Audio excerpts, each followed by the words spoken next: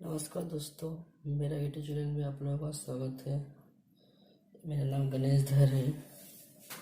अगर आप लोगों को मेरा वीडियो अच्छा लगे तो प्लीज़ लाइक कर देना और साथ साथ सब्सक्राइब भी कर देना, क्योंकि जब जब मैं नया वीडियो डालूँगा तब आप लोगों को नोटिफिकेशन मिलता रहेगा।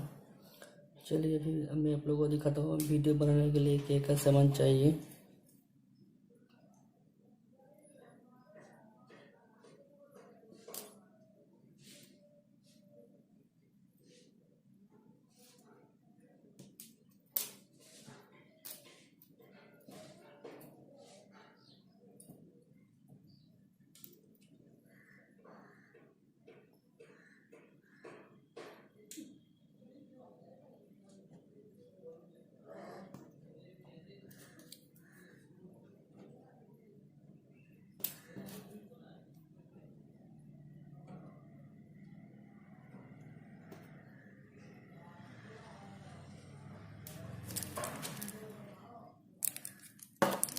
चलिए मैं वीडियो स्टार्ट करने वाला हूँ, आप लोग वीडियो को सब बने रहिए।